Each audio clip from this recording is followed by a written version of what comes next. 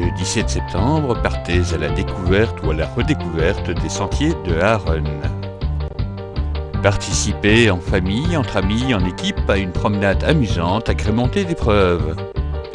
Inscrivez-vous dès aujourd'hui ou venez nous rejoindre le jour même sur notre stand. Partez pour une promenade ludique de 1h30 ou de 45 minutes au choix. En chemin, répondez aux questions d'un livret et laissez-vous surprendre par les trésors des chemins.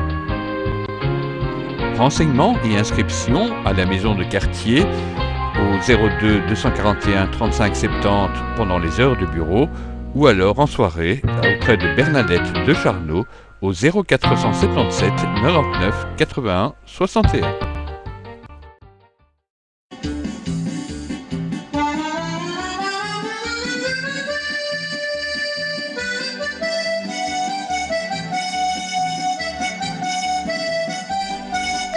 Une mémoire de Aaron, Paul. Non, moi je suis né avec toute ma famille, donc dans Noendelle. Donc dans la ferme ici en face, donc c'était mon père. Donc c'est un fermier. Donc je suis toujours resté à Aaron. Donc c'est ça. Et vous travaillez à la ferme avec ton frère? Quand je suis jeune, donc bien sûr, on était 8 enfants. Donc le plus âgé, on toujours travaillé à la ferme, le plus jeune, ils ont fait des études.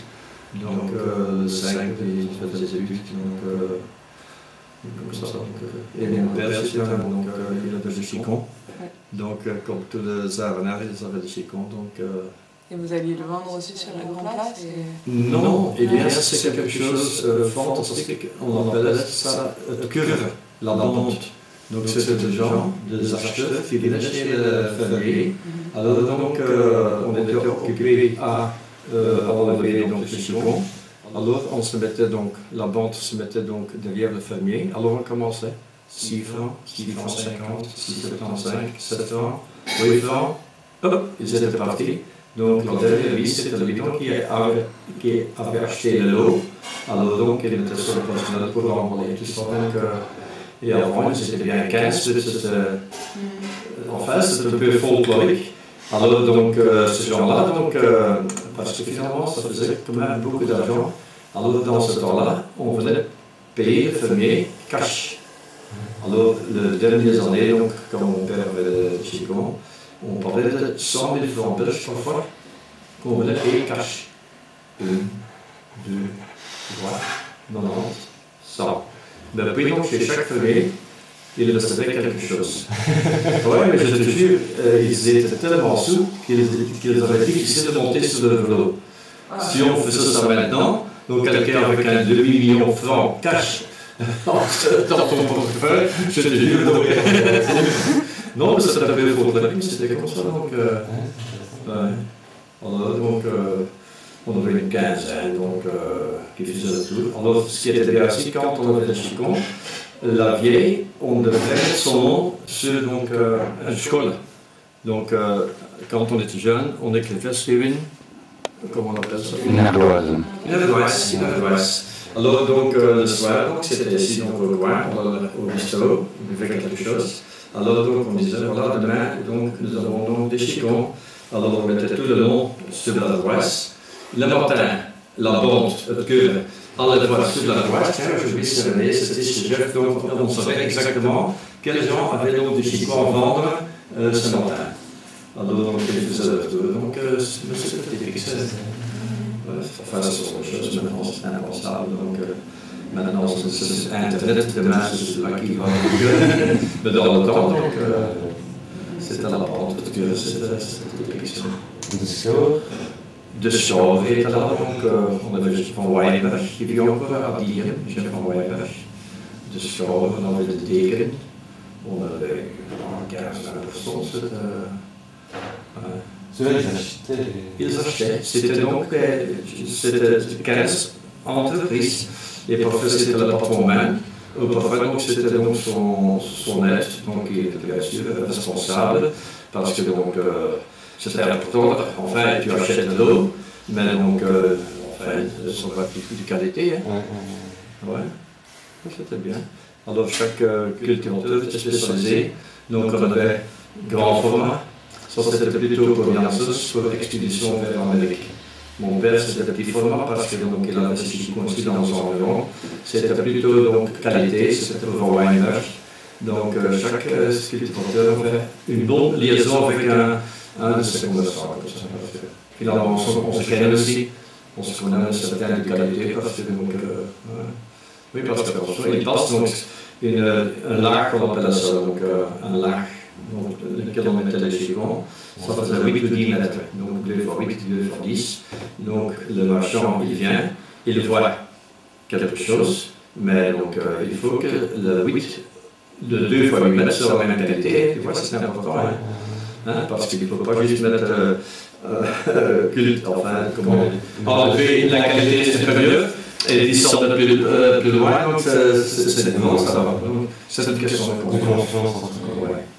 Et je vous dis pour moi, 80% c'était pour moi. On devait un petit peu. C'est de la bande, oui. C'est de cure. En portugais, une cure. Quand tu vois des oiseaux, une cure rose. Une bande, une troupe, une meute. C'était la meute. Ouais. Alors c'est une fois quelque chose de typique. Donc dans le temps, le chicon, 15 francs, 20 francs, parfois 1 franc, donc le prix c'était très volatile. Mais à un moment donné, ça passait de 25 francs. Mais dans le temps, c'était énorme. Alors, la personne qui disait 25, il ne disait pas 25, il disait la pinte, le tournée. Donc le fermier était obligé de payer un tournée à la vente dans un café. Mais donc le fermier, 800 kilos à 25 francs, dans le temps c'était 20 000 francs, c'était un paquet d'argent. Donc il était tellement content, le fermier, qu'il recevait 25 francs le kilo, qu'il payait un tournée à la vente. Donc voilà, donc c'était du bon.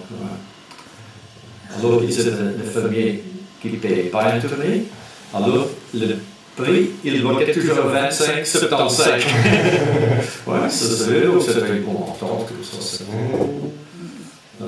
Eh bien, la personne qui avait donc le prix le plus haut, automatiquement, une demi-heure après, il venait livrer des caisses. Son personnel venait pour mettre le chicon dans la boîte. Ça se suit automatiquement. Il venait avec, oui, d'abord dans des caisses vides. Donc, le soir, 5-6 heures, donc, il cherchait tout ce que son personnel avait mis dans les boîtes, dans les caisses. C'était pour manger. Enfin, de main-d'œuvre. Alors, c'était tout de tantes, de oncles, de voisins qui venaient donc aider. Maintenant, des sont de gens qui vont voir en bref, mais dans le temps, c'était tellement normal, parce qu'on a besoin de 10 personnes, 8 à 10 personnes. On avait une grande famille, mais il fallait 4-5 personnes tout près pour aider. Alors, donc, la flexibilité, parce que c'était de temps en temps. C'était de temps en temps, mais c'était tout de temps, 2 ans. Donc, c'était bien, il y a 2 œufs, ça c'est typique des gâteaux. Si on recevait 1 franc de kilo ou 20 francs de kilo, alors 2 œufs, le couteau sur le genou, et ma mère avec des gâteaux. Une tasse de café, donc c'est une habitude comme ça. Donc tous on mange maintenant des gâteaux pendant le dimanche. Chez nous, c'était chaque fois, quand on a 5 jours de chicon par semaine, 5 jours, on mange des gâteaux. Ce sont des petits détails comme ça. L'entretien était mené par Alexia Gorine et Laurent Moulin.